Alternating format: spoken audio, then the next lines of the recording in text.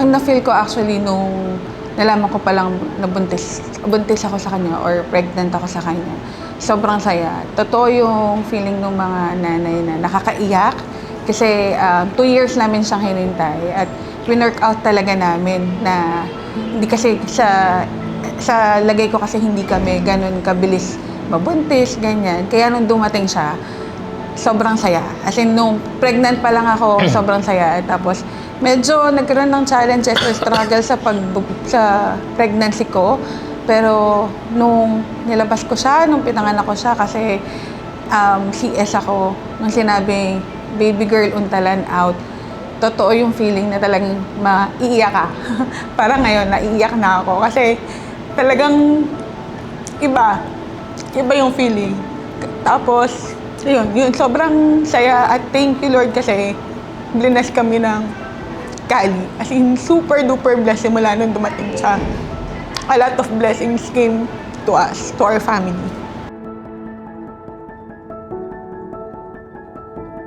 Yung pakiramdam ko nung nalaman kong pregnant si Mrs. Natuwa ako kasi not everyone nabibigyan ng ganung chance.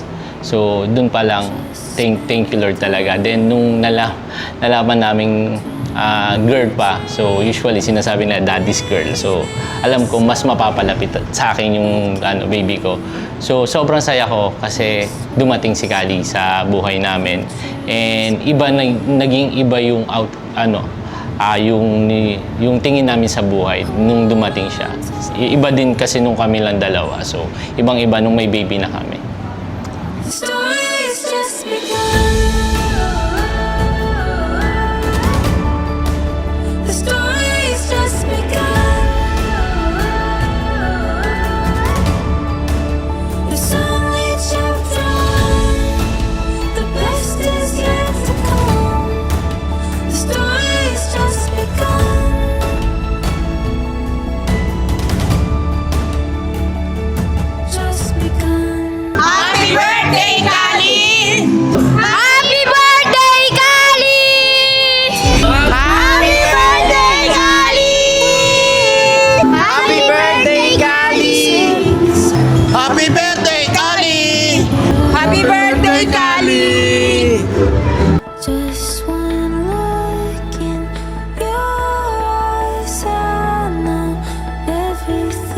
Anak, sabi ko nga, saan ka nagmana ng ganyan? Kasi sobrang hindi, lalo yung mga ganitong party, talagang ilang beses ko siyang tinanong anong gusto niya, party talaga.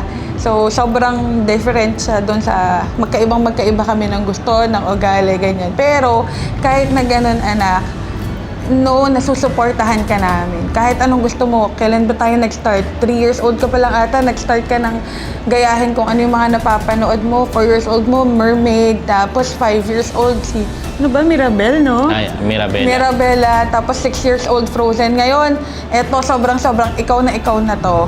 Kung ano talaga yung gusto mo, anak, kahit na ibang-iba na nung baby ka kasi talagang kami lahat yung nagde-decide sa'yo eh. Pero etong habang lumalaki ka, alam mo na kung ano yung gusto mo.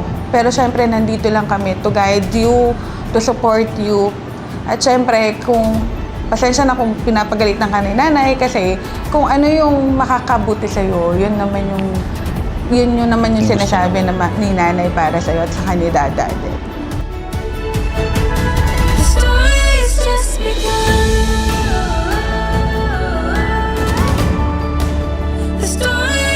To the brink of a new chapter in her life, make some noise and show some love. Let's all welcome our wedding celebrant, Amira Kali! Happy birthday, Amira! Just begun.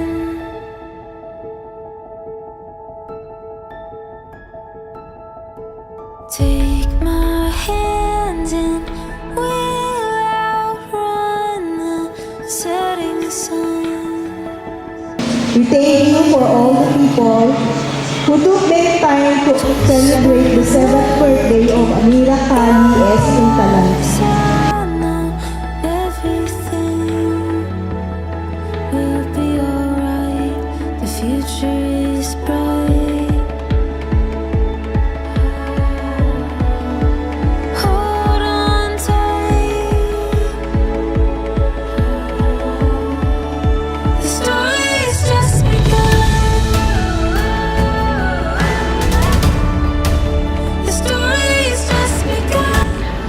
O siguro yung namimiss ko nung maliit pa siya, yung sa pagtulog, ako yung hinahanap niya, sa akin siya nakadikit. Ngayon kasi, nung lumalaki na siya, medyo nagkakaroon ng distance. Siguro, iba-iba na yung napipil mo. Unlike before na si Dada lang, and hindi ka makakatulog nang wala ka sa tiyan ko. So, yun siguro yung moment na hinahanap-hanap ko. But yeah, siguro ina-accept ko na nagbabago yan as you grow old. So, yun lang yung siguro moment na hahanapin ko habang buhay. Kasi lalaki ka na for sure. The story is just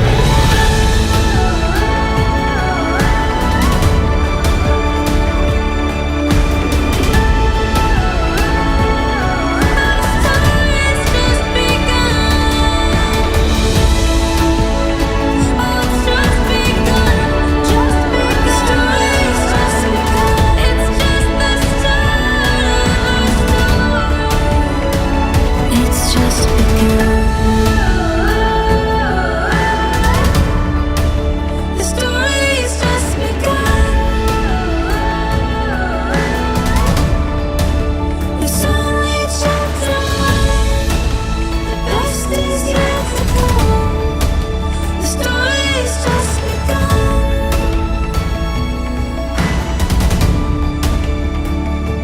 Just begun.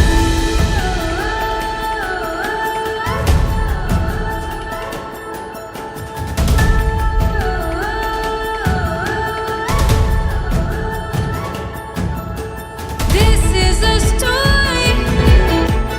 Hi Beshi, happy 7th birthday, Kali. You're an amazing person with a beautiful heart as you celebrate another year of life. There's so many memories to come. Happy birthday, Ate Kali. Maging mabait ka lang palagi kila mami at daddy mo at mag-aral ka mabuti. Happy birthday! You should be health and lagi kang susunod sa mami at daddy. Daddy, daddy, sa buhay mo. Bless, more birthday to come. Happy birthday, Kylie. Always be a good girl and God feeling. The story's just begun. To our first baby, ang bunso ni Mama. Happy birthday. Are you happy today? Yeah. Happy birthday, Kali. Sana happy ka ngayon and huwag masyadong maarte, konti lang, ha? I love you, Kali. There you have it. Just begun. Ito na. Ito na yung age mo. You open it. Open mo na. So yeah, it's a treasure. So, pwede mo makapture yung mga memories na pwede mangyari pa today. So, sana you're happy. Happy ka? Yeah. Okay, so happy birthday, Kali. Continue to be a blessing to everyone. Alam mo naman, na love ka ni Nene. And kahit anong mangyari, nandito lang ako palagi. I love you, Kali.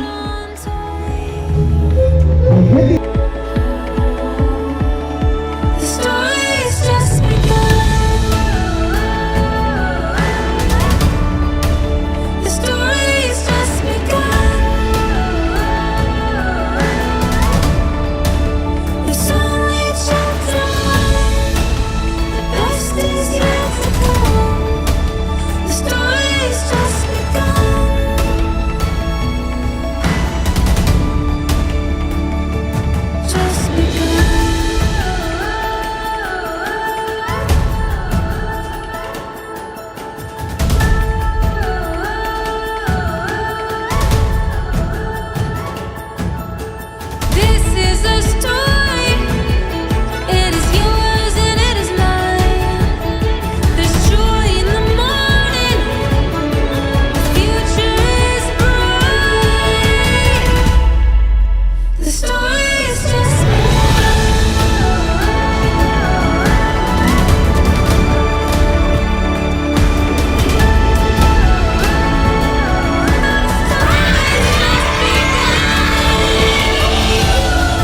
Ako, wish ko lang na siguro kahit ano man yung gusto mong gawin sa buhay mo, susuportahan pa lang kita palagi.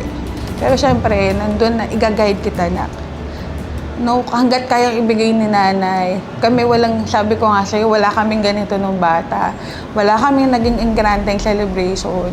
Pero ngayon, kami ni Dada, capable kami, kaya binigay namin to. Nandito lang kami to support you. Pero sana, siyempre, kung ano yung kayang ibigay din naman ni nanay sa ni Dada sa'yo, is matuto tayong makontento kung ano lang. So, pero know that kahit ano man yan ang gusto mo, pag kaya namin, ibibigay namin.